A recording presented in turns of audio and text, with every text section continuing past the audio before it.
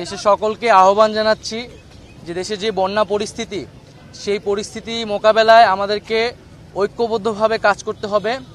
গণঅভ্যুত্থানে যেভাবে জাতি ঐক্যবদ্ধ হয়েছিল, আমরা একইভাবে দেশের সকল সামাজিক রাজনৈতিক শক্তি এবং রাষ্ট্রীয় শক্তির প্রতি আহ্বান জানিয়েছি, নির্দেশনা দিয়েছি, যাতে আমরা একত্রে এই বন্যা পরিস্থিতিকে মোকাবেলা করতে পারি এবং বাংলাদেশের মানুষকে রক্ষা করতে পারি।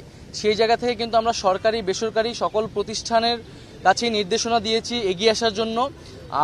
তিন বাহিনীর প্রধানের সাথেও আমরা আলোচনা হচ্ছে যে কিভাবে আরও দক্ষতার সাথে আমরা মানুষদেরকে উদ্ধার করতে পারি।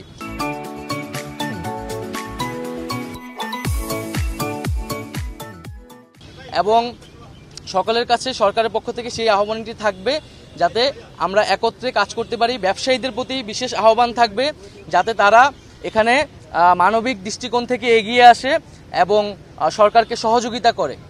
দ্বিতীয় আরেকটি বিষয় হচ্ছে যে আমরা দেখতে পাচ্ছি যে উজানের পানি বাংলাদেশে ধেয়ে সেই বন্যা পরিস্থিতি তৈরি করছে এবং কোনো ধরনের আগাম সতর্কতা এবং প্রস্তুতি নেবার সুযোগ না দিয়েই এই যে বাঁধ খুলে দেওয়া হয়েছে, এটির মাধ্যমে ভারত অমানবিকতার পরিচয় দিয়েছে এবং বাংলাদেশের সাথে অসহযোগিতা করছে।